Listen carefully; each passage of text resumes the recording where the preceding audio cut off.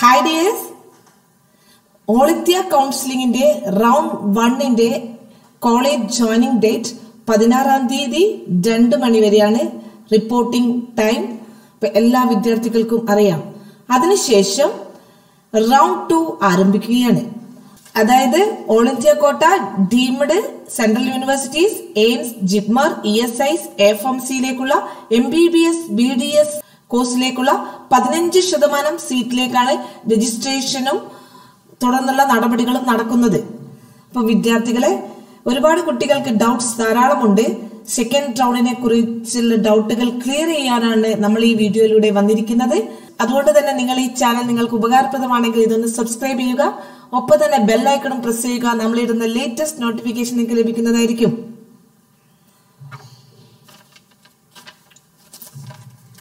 ആദ്യം റൗണ്ട് 2യുടെ രജിസ്ട്രേഷനും അതിന്റെ നടപടികളും നമുക്ക് നോക്കാം. റൗണ്ട് 2ന്റെ ഇമ്പോർട്ടന്റ് ആയിട്ടുള്ള ഡേറ്റുകളും നമുക്ക് നോക്കാം. ഫസ്റ്റ് റൗണ്ട് രജിസ്ട്രേഷൻ ആണ്. രജിസ്ട്രേഷൻ നടക്കുന്ന ഡേറ്റ് 18 തീയതി മുതൽ 22 തീയതി നവംബർ 3 മണി വരെയാണ് രജിസ്ട്രേഷൻ നടപടികളുള്ളത്.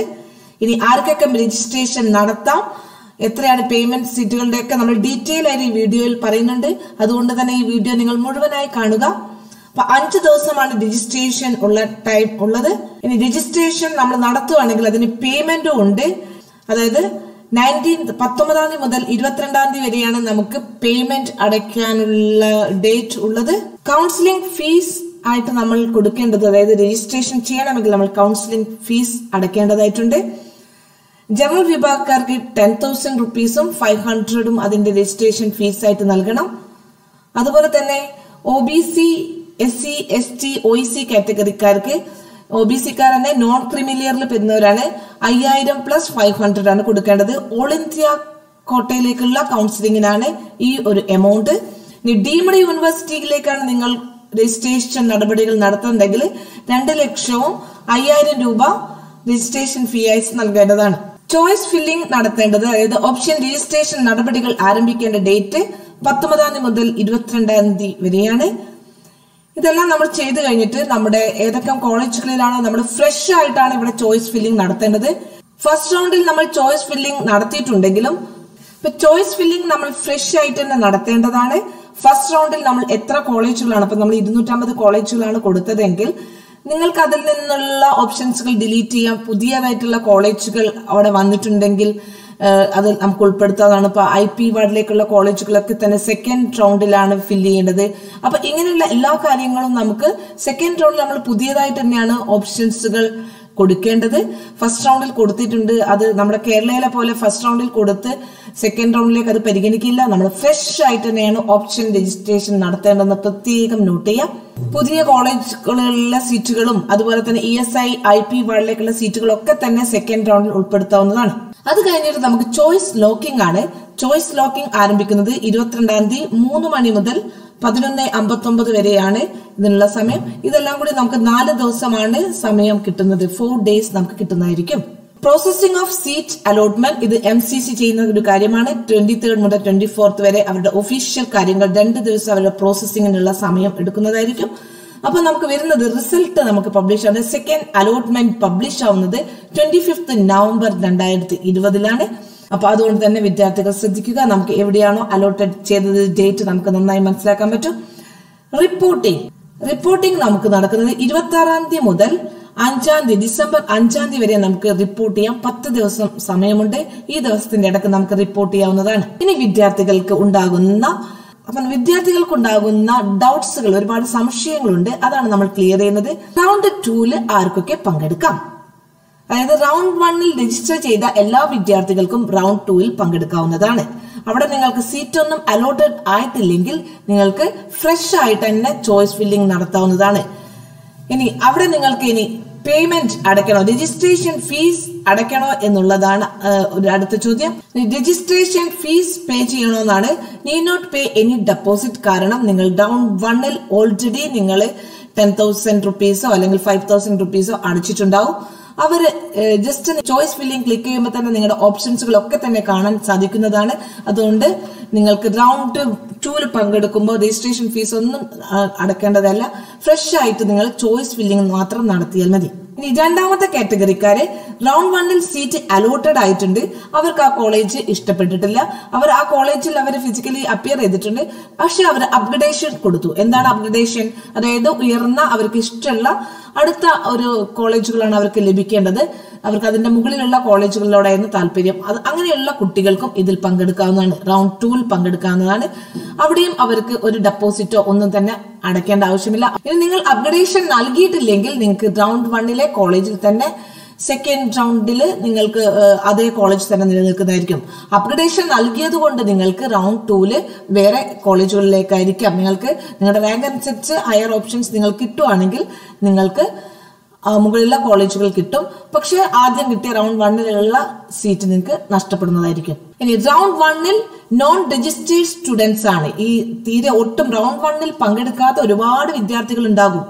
അവർ കേരളയിലോ അല്ലെങ്കിൽ അതർ സ്റ്റേറ്റുകളിലോ ഒക്കെ തന്നെ അഡ്മിഷൻ കാത്തിരിക്കുന്നതായിരിക്കും. അപ്പൊ അവർക്ക് ഏകദേശം ധാരണ വരും, നമുക്കറിയാം നമ്മുടെ കേരളയുടെ അലോട്ട്മെന്റ് വന്നു കഴിഞ്ഞാൽ നമുക്കറിയാൻ പറ്റും, നമുക്ക് കിട്ടിയിട്ടില്ലെങ്കിൽ നമുക്ക് റൗണ്ട് 2 പങ്കെടുക്കാവുന്നതാണ്, ഓൾ ഇന്ത്യ കോട്ടയിലേക്ക് പങ്കെടുക്കാൻ. അപ്പൊ പ്രത്യേകം ശ്രദ്ധിക്കുക, നമുക്ക് കേരളയിൽ ഫസ്റ്റ് റൗണ്ടിൽ ഏകദേശം ധാരണ നമുക്ക് വരുന്നതായിരിക്കും. അപ്പൊ പ്രിയ വിദ്യാർത്ഥികൾ ശ്രദ്ധിക്കുക, നമുക്ക് കേരളയിൽ അഡ്മിഷൻ കിട്ടോ ഇല്ലേ എന്നൊക്കെ ഏകദേശം 16-ാം തീയതി അറിയാൻ സാധിക്കും. അപ്പൊ 17-ാം തീയതി മുതൽ ആണ് നമ്മൾ അവിടെ ജോയിൻ ചെയ്യേണ്ടത്. അപ്പൊ നമുക്ക് അതോടുകൂടിയിട്ട് നമുക്ക് ഒരു ഏകദേശ ധാരണ നമുക്ക് ഉണ്ടായിട്ടുണ്ടാവും. അപ്പൊ ഉടനെ തന്നെ നമുക്ക് സെക്കൻഡ് റൗണ്ടിൽ നിങ്ങൾക്ക് ഫ്രഷ് ആയിട്ട് ഓൾ ഇന്ത്യ കൗൺസിലിംഗിൽ പങ്കെടുക്കാവുന്നതാണ്.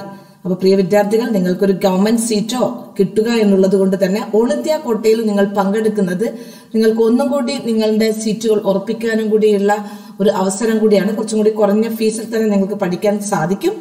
അപ്പൊ ആ വിദ്യാർത്ഥികൾ അതും കൂടി ഒന്ന് ശ്രദ്ധിക്കുക.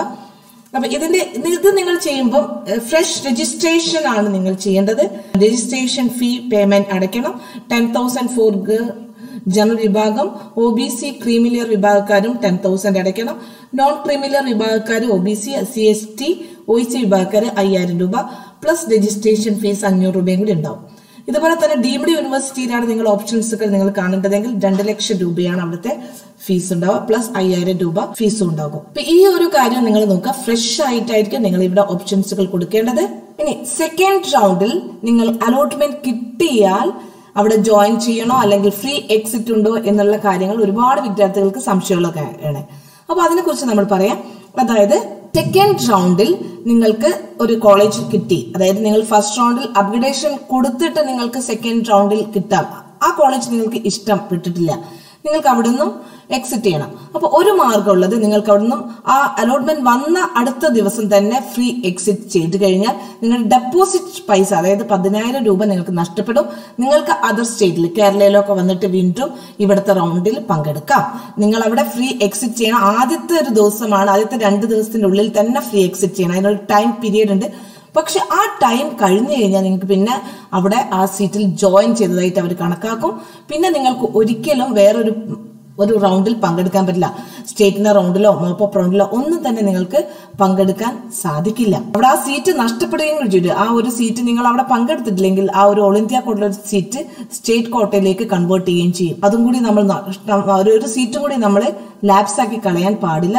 അതുകൊണ്ട് നന്നായിട്ട് ചിന്തിക്കുക.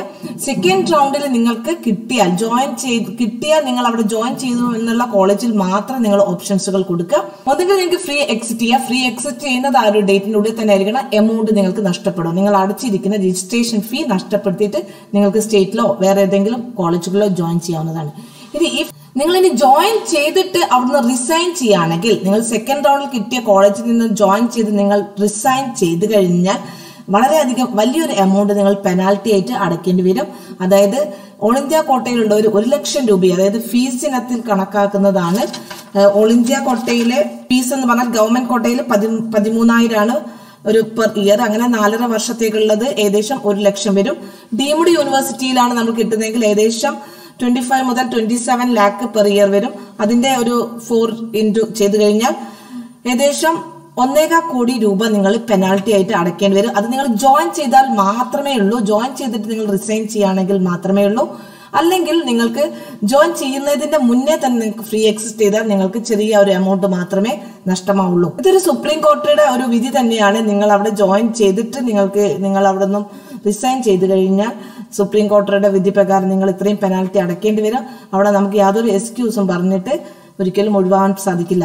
ഓക്കെ, ഇനി റൗണ്ട് 1 നിങ്ങൾ അപ്ഗ്രഡേഷൻ കൊടുത്തിട്ടാണ് നിങ്ങൾക്ക് പിന്നെ റൗണ്ട് 2 കോളേജ് കിട്ടിയതെങ്കിൽ നിങ്ങൾക്ക് ആ റൗണ്ട് 1 കോളേജും ഉണ്ടാവില്ല. അത് റൗണ്ട് 2 പുതിയ കോളേജ് ആയിരിക്കും നിങ്ങൾക്ക് ഉണ്ടാവുക. റൗണ്ട് 1 നിങ്ങൾക്ക് കിട്ടിയ കോളേജ് വേറൊരാൾക്ക് അലോട്ട് ചെയ്ത് പോയിട്ടുണ്ടാവും. അതുകൊണ്ട് അതും കൂടി നഷ്ടപ്പെടും.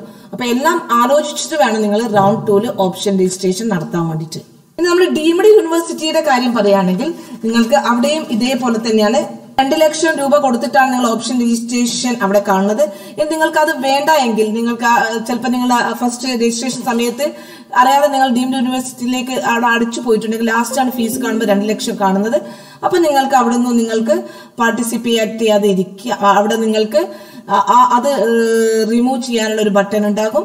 അത് ഉപയോഗിച്ചിട്ട് നിങ്ങൾക്ക് വീണ്ടും ഓൾ ഇന്ത്യ കൗൺസിലിലെ രജിസ്ട്രേഷനിൽ മാത്രം പങ്കെടുക്കാവുന്നതാണ്. അത് ഒറ്റത്തവണയെ നമുക്ക് ചെയ്യാൻ സാധിക്കുള്ളൂ. റൗണ്ട് 1 നിങ്ങൾക്ക് ഡീംഡ് യൂണിവേഴ്സിറ്റിയിലെ ഏതെങ്കിലും കോളേജുകൾ കിട്ടി, നിങ്ങൾ അവിടെ ചേരാൻ താല്പര്യമില്ല, നിങ്ങൾക്ക് സ്റ്റേറ്റിലോ അല്ലെങ്കിൽ റൗണ്ട് 2 നിങ്ങൾക്ക് പങ്കെടുക്കണമെങ്കിൽ നിങ്ങൾ ഒരിക്കലും റൗണ്ട് 2 നിങ്ങൾ പാർട്ടിസിപ്പേറ്റ് ചെയ്യാൻ പാടില്ല. അത് അവിടെ നിന്ന് തന്നെ നിങ്ങൾക്ക് മോപ്പപ്പ് റൗണ്ടിലോ റൗണ്ട് 2 പങ്കെടുത്തിട്ടില്ലെങ്കിൽ നിങ്ങൾക്ക് 2 ലക്ഷം രൂപ നിങ്ങൾക്ക് തിരിച്ചു കിട്ടുന്നതായിരിക്കും. അപ്പൊ പണം തിരിച്ചു കിട്ടും. അതും കൂടി പ്രത്യേകം ശ്രദ്ധിക്കുക. ഇനി റൗണ്ട് 2 പങ്കെടുക്കേണ്ട വിദ്യാർത്ഥികൾ റൗണ്ട് 1 നിങ്ങൾക്ക് ഏതെങ്കിലും റിസർവേഷൻ കാറ്റഗറിയിലാണ് റൗണ്ട് 1 കിട്ടിയത്. പക്ഷെ നിങ്ങൾ അവിടെ വെരിഫിക്കേഷൻ ചെയ്യുന്ന സമയത്ത് നിങ്ങൾക്ക് എന്തെങ്കിലും മിസ്റ്റേക്ക് കണ്ടതായിട്ട് കണ്ടു, അവർ നിങ്ങളെ പരിഗണിച്ചില്ല. അങ്ങനെയുള്ള കുട്ടികൾക്കും റൗണ്ട് 2 പുതുതായിട്ട് തന്നെ പരിഗണിക്കാവുന്നതാണ്. ഇപ്പൊ EWSന്റെ കാര്യം പറയുകയാണെങ്കിൽ അതിന് കൊണ്ടുപോകുന്ന സർട്ടിഫിക്കറ്റ് നമ്മുടെ വില്ലേജിൽ നിന്നാണ് കൊണ്ടുപോകുന്നതെങ്കിൽ അത് അവിടെ പരിഗണിക്കുന്നില്ല, തഹസിൽദാരെ കയ്യിൽ തന്നെ വേണം. പക്ഷെ അപ്പൊ നിങ്ങളെ അവര് അഡ്മിഷനിൽ നിന്നും റിമൂവ് ചെയ്യാം. ആ സമയത്ത് നിങ്ങൾക്ക് ജനറൽ ആയിട്ട് തന്നെ ഇവിടെ റൗണ്ട് 2 പങ്കെടുക്കാവുന്നതാണ്. അപ്പൊ ഇത്തരം കാര്യങ്ങൾ, അതായത് ഓൾ ഇന്ത്യ കൗൺസിലിംഗുമായിട്ടുള്ള അപ്ഡേറ്റ്സുകൾ നമ്മൾ ചെയ്യുന്നതായിരിക്കും. അതുകൊണ്ട് തന്നെ നിങ്ങൾ ഈ ചാനൽ സബ്സ്ക്രൈബ് ചെയ്യുക, ഒപ്പം തന്നെ ബെല്ലൈക്കണും പ്രസ് ചെയ്യുക. നമ്മൾ ഇടുന്ന ലേറ്റസ്റ്റ് നോട്ടിഫിക്കേഷൻ നിങ്ങൾക്ക് ലഭിക്കുന്നതായിരിക്കും. ലൈക്ക് നമുക്ക് വളരെ വളരെ ഇമ്പോർട്ടന്റ് ആണ്. ഈ വീഡിയോ നിങ്ങൾക്ക് ഉപകാരപ്രദമാണെങ്കിൽ ലൈക്ക് ചെയ്യുക, ഷെയർ ചെയ്യുക. Thank you for watching.